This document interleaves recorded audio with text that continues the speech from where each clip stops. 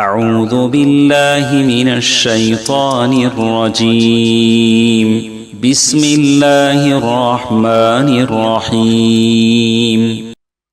ہر قسم کی تعریف، بزرگی اور بڑائی، حمد و ثنا اللہ رب العالمین کے لیے لائق ہے، جو ہم تمام لوگوں کا خالق، مالک، رازق ہے۔ بے شمار درود و سلام نازل ہو ہمارے نبی محمد صلی اللہ علیہ وسلم پر، جنہوں نے اپنے انتھک کوشش سے اسلام کے اس پیغام رحمت کو دنیا کے کونے کونے میں پہنچا دیا۔ اللہ تعالیٰ کی رحمتیں نازل ہو آپ کے خاندان والوں پر اور آپ کے تمام صحابہ اکرام رضوان اللہ علیہم اجمعین پر۔ محترم بزرگوں، نوجوانان ملت اور پیارے بچوں اور میری معزز اسلامی ماؤں اور بہنوں، اللہ تعالیٰ کی حمد و ثنا بیان کرنے کے بعد میں نے قرآن مجید کی ایک آیت آپ لوگوں کے سامنے پڑھی ہے۔ اس آیت میں اللہ تعالیٰ ابراہیم علیہ السلام کی ایک دعا ذکر کرتا ہے۔ ابراہیم علیہ السلام ایک بہت ہی جلیل القدر پیغمبر ہیں۔ تمام انبیاء میں 5 انبیاء ایسے ہیں جن کو اولو العزم پیغمبر کہا جاتا ہے، 5 افضل انبیاء۔ ان 5 افضل انبیاء میں سے ایک نبی ہیں ابراہیم علیہ السلام۔ اللہ تعالیٰ ان کی دعا ذکر کرتے ہوئے کہتا ہے کہ ابراہیم علیہ السلام نے کہا وَلَا تُخْزِنِي يَوْمَ يُبْعَثُونَ، پروردگارا قیامت کے دن جب سارے لوگ اٹھائے جائیں گے اس دن مجھے تو رسوا مت کر۔ یوم لا ينفع مال ولا بنون، یہ ایسا دن ہوگا جس دن نہ کوئی مال فائدہ پہنچا سکتا ہے اور نہ ہی کوئی اولاد انسان کو فائدہ پہنچا سکتی ہے۔ الا من اتى اللہ بقلب سلیم، مگر وہ شخص جو پاک دل کے ساتھ آتا ہے، جو صحت مند دل کے ساتھ پہنچتا ہے، وہ اللہ کے پاس قیامت کے دن کامیاب ہو سکتا ہے۔ محترم حضرات اور خواتین اسلام، یہ ابراہیم علیہ السلام کی دعا ہے۔ اس دعا پر ہمیں غور کرنے کی ضرورت ہے کہ ابراہیم علیہ السلام کتنے بڑے جلیل القدر پیغمبر ہیں۔ قرآن مجید میں اللہ تعالیٰ خود پیارے نبی صلی اللہ علیہ وسلم کو نبی ابراہیم علیہ السلام کی اتباع کرنے کا حکم دیتا ہے۔ فاتبع ملت ابراہیم، کہ اے نبی آپ ابراہیم علیہ السلام کے نقش قدم پر چلا کیجئے، ان کی پیروی کیجئے۔ اتنے بڑے پیغمبر ہونے کے بعد قیامت کا، آخرت کا کتنا ڈر ان کے دل میں تھا، اس دعا سے ہم اندازہ لگا سکتے ہیں کہ اللہ سے دعا کرتے ہیں وَلَا تُخْزِنِي يَوْمَ يُبْعَثُونَ، پروردگارا قیامت کے دن مجھے رسوا مت کر۔ اور یہ کیسا دن ہوگا جس دن نہ مال فائدہ پہنچا سکتا ہے اور نہ ہی کوئی رشتہ دار اولاد فائدہ پہنچا سکتے ہیں۔ اور آخر میں انہوں نے کہا وہ شخص جو صحت مند دل کے ساتھ آتا ہے اللہ کے پاس، قیامت کے دن کامیاب ہوگا۔ محترم حضرات، آج میرے خطبے کا موضوع یہی ہے، صحت مند دل۔ قرآن اور حدیث کی روشنی میں انسانی اعضاء میں دل کو بہت بڑا مقام حاصل ہے، دل کو ایک مرکزی حیثیت حاصل ہے۔ جب دل صحت مند ہو، تندرست ہو، انسان کے سارے اعضاء اور جسم بھی تندرست ہوتے ہیں، کوئی خرابی نہیں ہوتی ہے۔ جب انسان کے دل میں اگر کوئی خلل ہو، کمی ہو، بیماری ہو، تو اس کی وجہ سے انسان کے سارے اعضاء متاثر ہوتے ہیں۔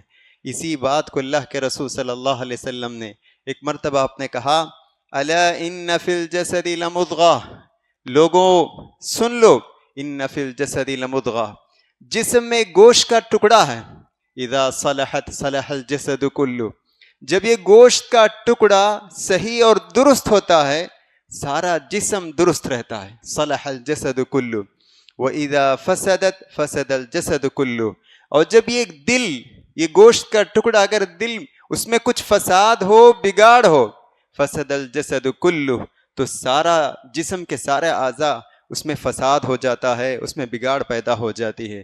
پھر آپ نے کہا وہ گوشت کا ٹکڑا الا وَهِيَ الْقَلْبُ، گوشت کا ٹکڑا یہ دل ہے۔ سبحان اللہ، اس حدیث سے ہم اس دل کی اہمیت کا ہم اندازہ لگا سکتے ہیں۔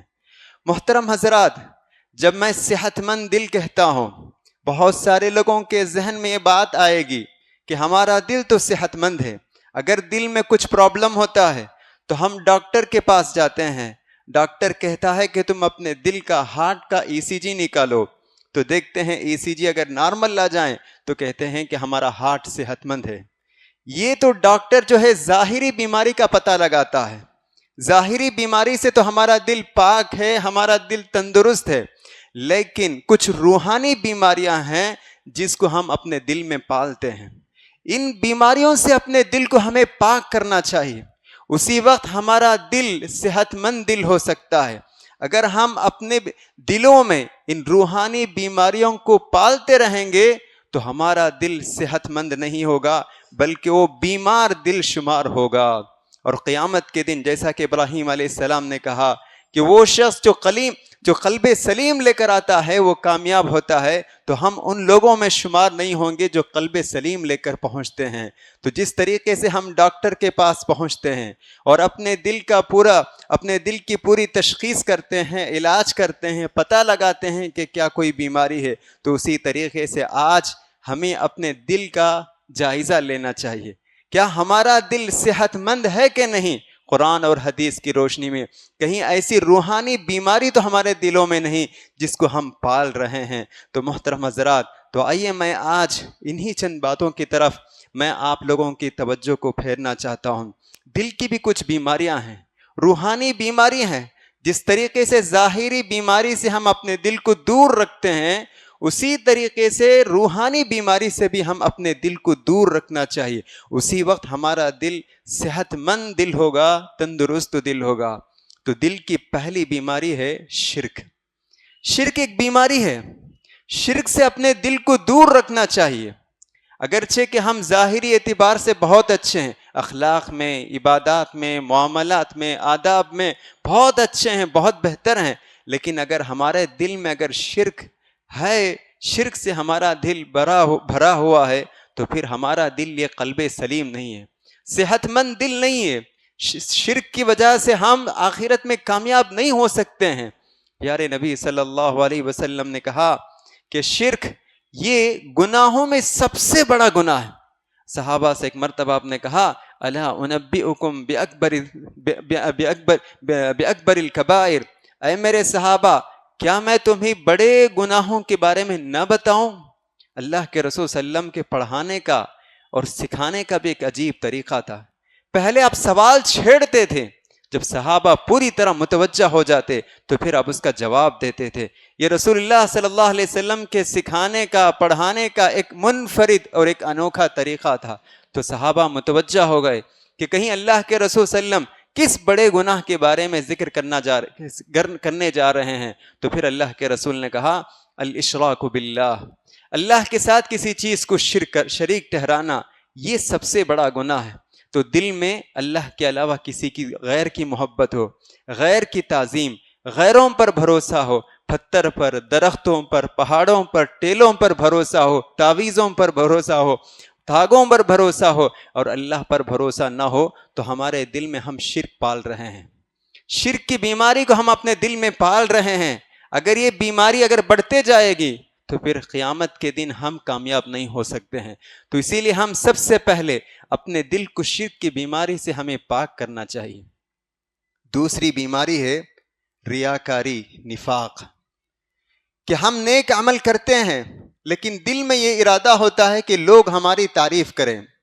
کوئی بھی نیک کام کرتے ہیں، اچھا کام کرتے ہیں، مسجد بناتے ہیں، مدرسہ بناتے ہیں، لوگوں کی خدمت کرتے ہیں، پیاسوں کو پانی پلاتے ہیں، بھوکوں کو کھانا کھلاتے ہیں، درخت لگاتے ہیں، لیکن دل میں یہ ارادہ ہے کہ لوگ ہماری تعریف کریں، ہمارا چرچا ہو، ہمیں شہرت ملے، تو اس کو ہم کہتے ہیں ریاکاری، کہ ہم جو بھی عمل کرتے ہیں تو اللہ کے لیے ہم عمل کریں، دل میں یہ ارادہ ہو کہ اللہ کی رضا، اللہ کی خوشنودی ہمیں حاصل ہو جائے، اللہ تعالیٰ متقیوں کے لیے جو جنت تیار کر کے رکھا ہے ہم اس جنت میں داخل ہو جائیں، اسی وجہ سے ہم یہ عمل کرتے ہیں، یہ ارادہ ہونا چاہیے، اسی کو کہتے ہیں اخلاص۔ اگر ہم لوگوں کی تعریف، شہرت، منصب، عہدہ کے لیے اگر ہم کوئی کام کرتے ہیں، نیک کام کرتے ہیں، تو یہ ریاکاری۔ نماز پڑھتے ہیں لوگوں سے تعریف سننے کے لیے، لوگوں سے تعریف سننے کے لیے، قرآن پڑھتے ہیں اور چاہتے ہیں کہ لوگ ہماری تعریف کریں، واہ واہ کہیں، تو یہ سب ریاکاری ہے۔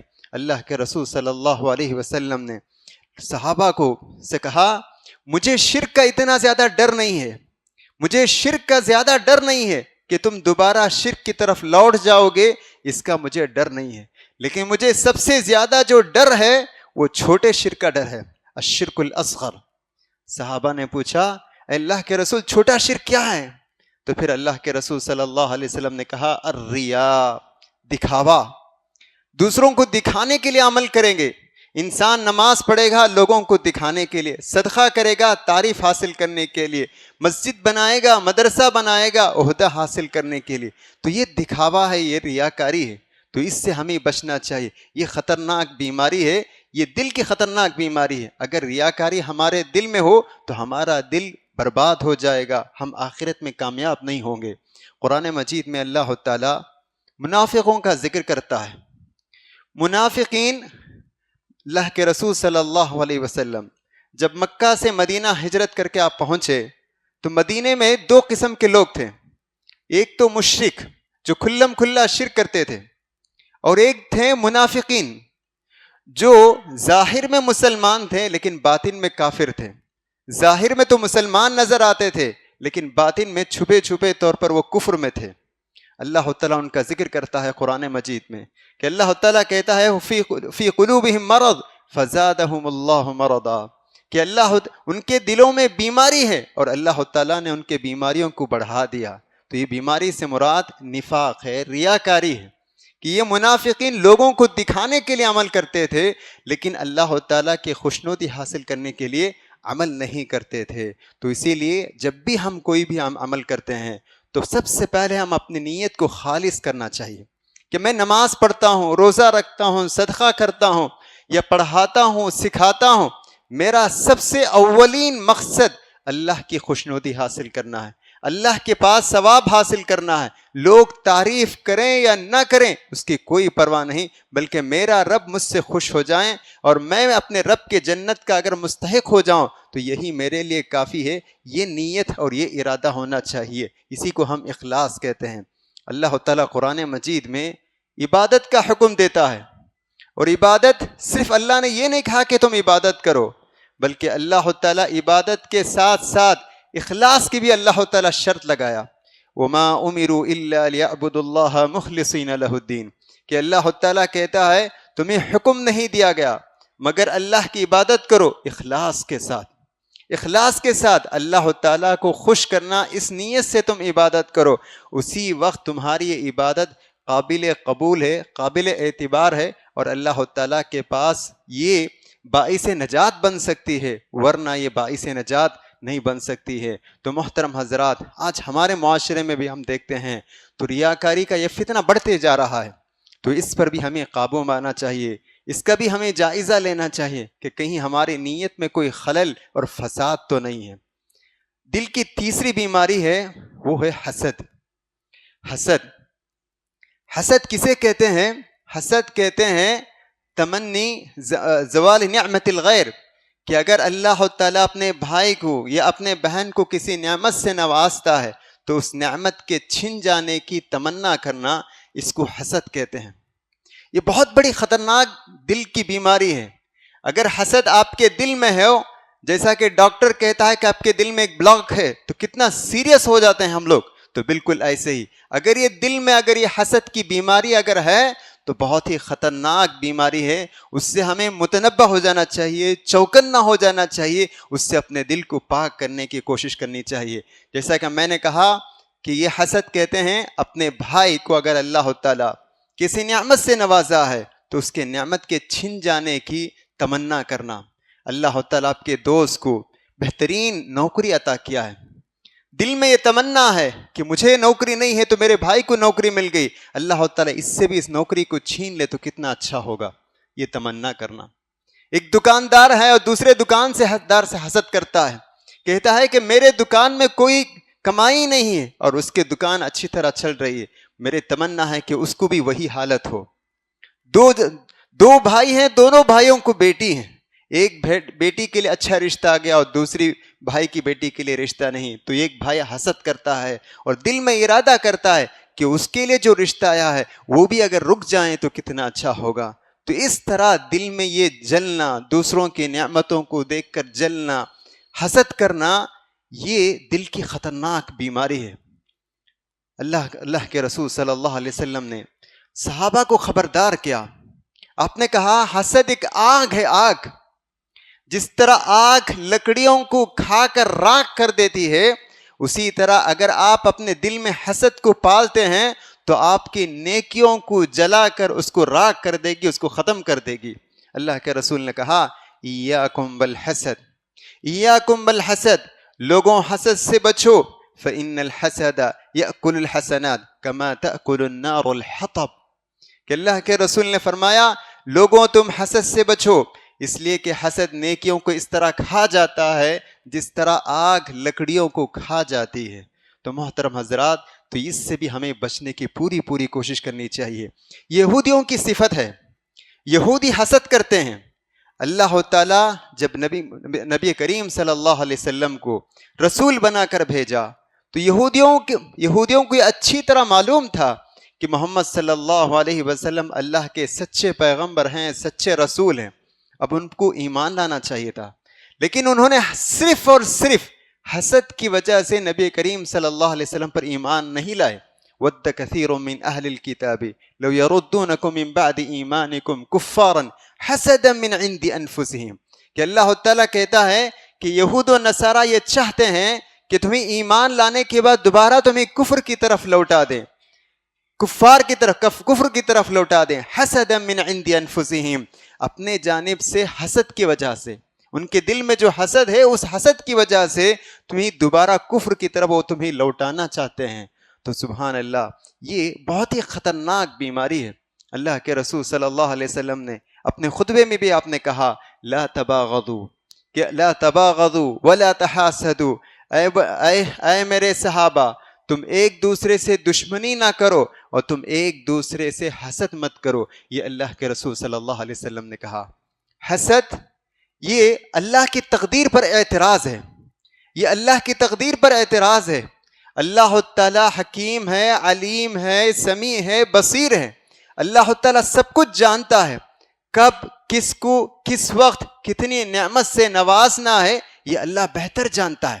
ممکن ہے کہ اللہ تعالیٰ ایک کو اولاد سے نوازتا ہے اور ایک کو اولاد سے محروم کر دیتا ہے، ایک کو نوکری دیتا ہے اور ایک کو نوکری نہیں دیتا ہے، ایک کو خوبصورتی عطا کرتا ہے دوسرے کو خوبصورتی نہیں عطا، یہ اللہ کا فیصلہ ہے۔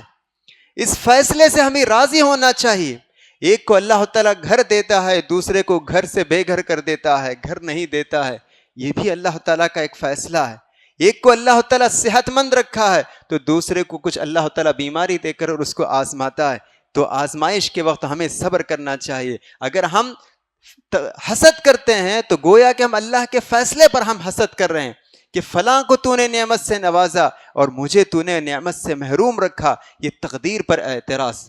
اللہ تعالیٰ کہتا ہے قرآن میں ام یحسدون الناس علی ما آتاہم اللہ من فضلہ، کہ اللہ تعالیٰ نے ان کو جو اپنے فضل اور انعام سے جو ان کو نوازا ہے اس پر وہ حسد کرتے ہیں۔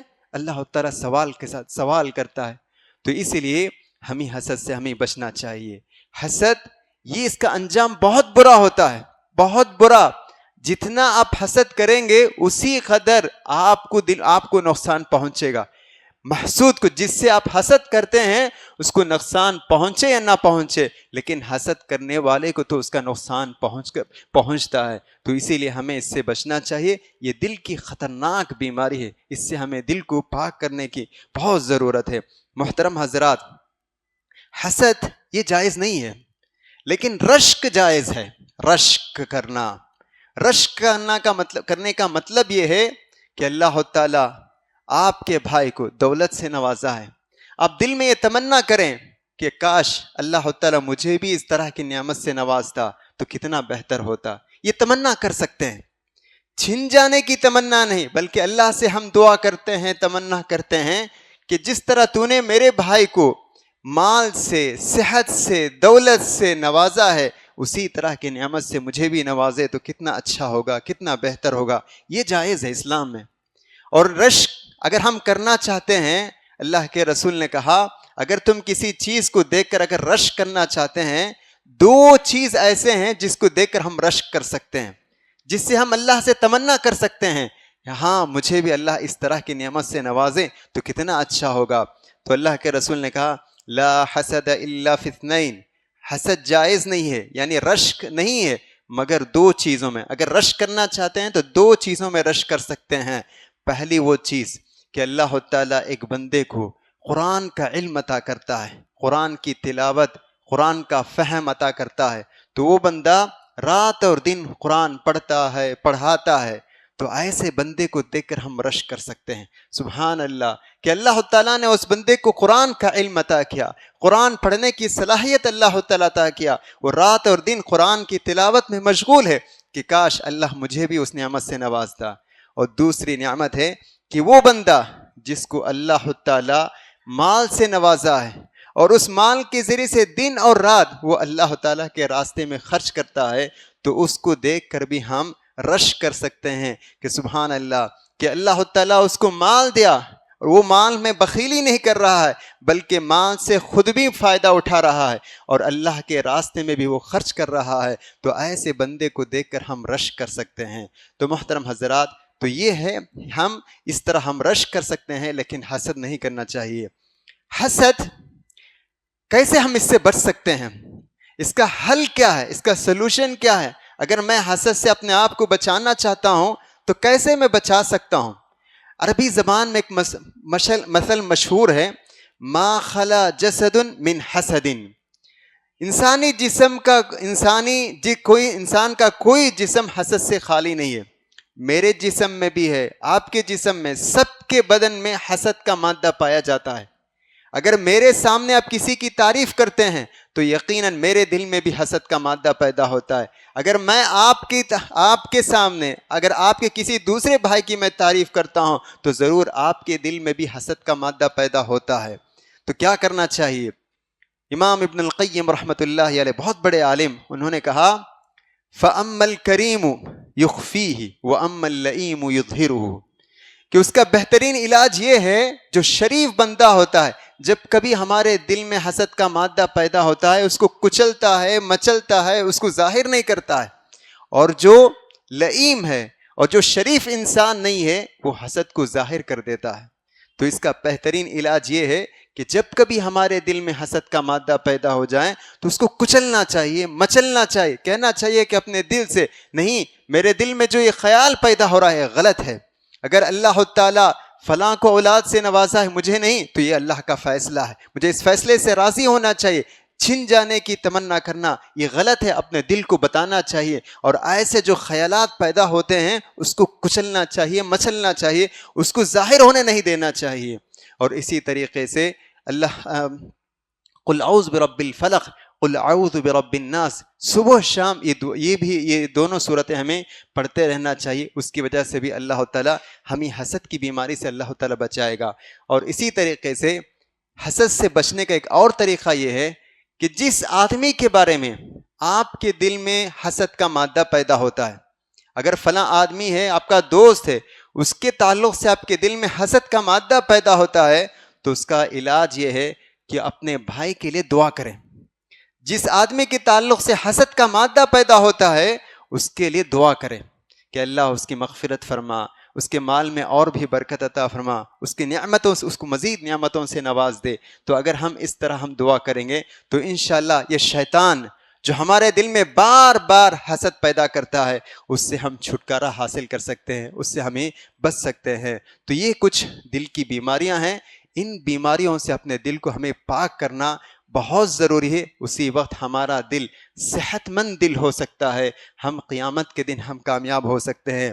اگر ہم اپنے دلوں کو ظاہری طور پر ہسپتال جاتے ہیں اور ECG میں اگر ہمارا دل نارمل ہے، لیکن قرآن اور حدیث کی روشنی میں اگر ہم روحانی بیماریوں کو اپنے دل میں پال رہے ہیں تو قیامت کے دن ہمارا دل صحت مند دل نہیں ہوگا، ہم نقصان اٹھانے والوں میں سے ہوں گے۔ تو اسی لیے ہمیں چاہیے کہ اپنے دل کا جائزہ لیں، کیا میرے دل میں شرک ہے؟ کیا میرے دل میں ریاکاری ہے؟ کیا میرے دل میں کینہ ہے؟ کسی کے خلاف میں دشمنی کو پال رہا ہوں؟ کیا میں حسد کرتا ہوں؟ یہ ہم اپنے دل میں ہمیں اس کا جائزہ لینا چاہیے. اگر ہمارے دل میں اس طرح کی کوئی بیماری ہے تو اس کو فوراً ہمیں ختم کرنے کی پوری کوشش کرنی چاہیے اور اللہ تعالیٰ سے بھی مدد طلب کرنی چاہیے. اللہ تعالیٰ سے دعا ہے کہ اللہ تعالیٰ کہنے والوں کو بھی سننے والوں کو بھی صحت مند دل کے اپنانے کے اللہ تعالیٰ ہم سب کو توفیق عطا فرمائیں. آمین. اقول قولی ھذا استغفر اللہ لی ولکم ولسائر المسلمین واستغفروا فإنہ الغفور الرحیم.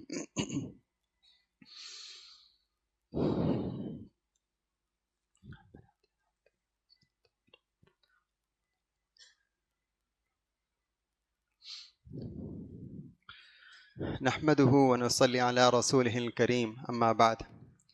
محترم حضرات، ابھی میں نے پہلے خطبے میں قرآن اور حدیث کی روشنی میں صحت مند دل کے موضوع پر میں نے کچھ باتیں کہی ہیں کہ اپنے دل کو صحت مند رکھنا چاہیے، بیماریوں سے پاک رکھنا چاہیے.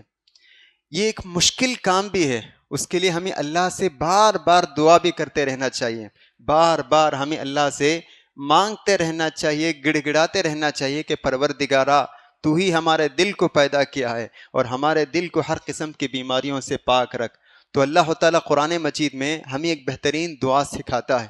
اس دعا کو یاد کریں اور ہر نماز کے بعد ہر دعا میں ہم اس کو بھی ہمیں شامل کرنا چاہیے. ربنا اغفر لنا ولإخواننا الذين سبقونا بالإيمان ولا تجعل في قلوبنا غلا للذين آمنوا ربنا إنك رؤوف رحيم. کہ دیکھیں کتنی پیاری دعا ہے کہ اللہ تعالیٰ قرآن میں کہتا ہے، مومن لوگ یہ کہتے ہیں ربنا اغفر لنا ولإخواننا الذين سبقونا بالإيمان، پروردگارا تو ہماری بھی مغفرت فرما اور ہم سے پہلے جو لوگ بھی گزر چکے ہیں ایمان کی حالت میں ان کی بھی مغفرت فرما. ربنا اغفر لنا ولإخواننا الذين سبقونا بالإيمان ولا تجعل في قلوبنا غلا للذين آمنوا. اے ہمارے رب، ہمارے دل میں مومنوں کے خلاف کوئی کینہ حسد مت پیدا فرما. کتنی بہترین دعا ہے. تو اس دعا کو یاد کریں اور ہر دعا میں جب کبھی بھی ہاتھ ہمارے دعا کے لیے اٹھے تو ضرور ہمیں یہ دعا کرنی چاہیے. اسی طریقے سے پیارے نبی صلی اللہ علیہ وسلم نے ایک اور دعا سکھائی ہے، اس دعا کو بھی ہمیں یاد کریں اور اپنے دل کو صحت مند دل کے طور پر رکھنے کی کوشش کریں. اللہ کے رسول یہ دعا پڑھتے تھے، اللہم آتی نفسی تقواها وزکها انت خیر من زکاها انت ولیها ومولاها. اللہم آتی نفسی تقواها، پروردگارا میرے دل میں تقوی پیدا کر، میرے دل میں تیرا تقوی پیدا کر. اللہم آتی نفسی تقواها وزکها، اور میرے دل کو پاک کر. انت خیر من زکاها، تو ہی سب سے بہترین ہے جو میرے دل کو پاک کر سکتا ہے. انت ولیها ومولاها، تو ہی میرے دل کا مالک ہے اور تو ہی میرا دل کا مالک ہے. اس طرح یہ بہترین دعا ہے، ان دعاؤں کا ہمیں اہتمام کرنا چاہیے. آخر میں ایک حدیث کہہ کر اپنی بات کو ختم کرتا ہوں. محترم حضرات، ہمارا دل آئینہ کی طرح صاف و شفاف ہونا چاہیے، صاف و شفاف ہونا چاہیے. ہم ظاہر میں تو بہت پاک نظر آتے ہیں، چہرہ صاف ہے، لباس صاف ہے، جوتے صاف ہیں، سب کچھ پاک و صاف ہیں، لیکن دل صاف نہیں ہے. تو ہمارا دل آئینہ کی طرح صاف ہونا چاہیے. ایک مرتبہ پیارے نبی صلی اللہ علیہ وسلم مجلس میں بیٹھے ہوئے تھے. آپ نے کہا کہ ابھی ابھی تھوڑی دیر میں ایک شخص آئے گا اور وہ جنتی ہے، وہ جنتی ہے. صحابہ بہت ہی شدت کے ساتھ اس آدمی کا انتظار کرنے لگے. جنتی آدمی ابھی ہمارے پاس آنے والا ہے، دیکھنا چاہتے تھے کہ وہ کون شخص ہے. تھوڑی دیر بعد ایک شخص آیا جو اپنے جوتے کو بائیں ہاتھ میں لیے ہوئے اللہ کے رسول کی مجلس میں تشریف لائے اور بیٹھ گئے. ایک صحابی کو خواہش ہوئی کہ کیا عمل کرتے ہوں گے جس کی وجہ سے اتنی بڑی خوشخبری اللہ کے رسول نے ان کو جنت کی خوشخبری سنائی. تو صحابی اس آدمی کے پیچھے پیچھے گئے اور ان سے انہوں نے درخواست کی کہ میں کچھ رات آپ کے ساتھ میں گزارنا چاہتا ہوں، میرے اور میرے گھر والوں کے ساتھ کچھ مسئلہ ہے، میں آپ کے ساتھ رہنا چاہتا ہوں. تو گئے اس آدمی کے ساتھ رہنے لگے. صحابی بغور ان کا آبزرویشن کیا، نوٹ کیے کیا کیا کرتے ہیں صبح سے رات تک. تو دیکھا وہ بس 5 وقتوں کی نماز پڑھتے ہیں، رات میں سو جاتے ہیں. تو انہوں نے آخر ان کے بعد کچھ دن کے بعد پوچھا ان سے، میں اللہ کے رسول سے سنا کہ آپ جنتی ہیں، لیکن میں آپ کے ساتھ بہت کچھ وقت میں گزارا ہوں، لیکن ایسا کوئی خاص عمل میں نہیں دیکھا ہوں، بتائیے آپ کیا عمل کرتے ہیں. تو انہوں نے کہا آپ جو کچھ دیکھا ہے وہی میرا عمل ہے. بہت ممکن ہے میرا ایک عمل ایسا بھی ہوگا شاید اس کی وجہ سے اللہ کے رسول نے یہ خوشخبری سنائی. وہ عمل یہ ہے کہ جب میں بستر پر جاتا ہوں تو میرا دل پاک ہوتا ہے, میرا دل پاک ہوتا ہے, صاف ہوتا ہے, صاف و شفاف ہوتا ہے. اس میں حسد نہیں, کینہ نہیں, بغض نہیں, دشمنی کو میں نہیں پالتا ہوں, میں حسد کو نہیں پالتا ہوں, میں ریاکاری کو نہیں پالتا ہوں. جیسے ہی میں بستر پر جاتا ہوں میرا دل پاک, صاف و شفاف ہوتا ہے. تو انہوں نے کہا شاید یہی وہ خوبی ہے جس کی وجہ سے اللہ کے رسول نے تمہیں جنت کی خوشخبری سنائی ہے.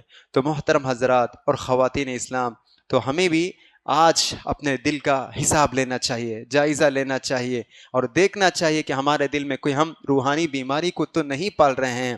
تو اگر ہم پال رہے ہیں تو اس بیماری سے ہمیں نجات حاصل کرنے کی پوری کوشش کرنی چاہیے. اللہ تعالیٰ سے دعا ہے کہ کہنے والوں کو بھی سننے والوں کو بھی عمل کرنے کی توفیق عطا فرمائیں. آمین. وآخر دعوانا الحمد للہ رب العالمین.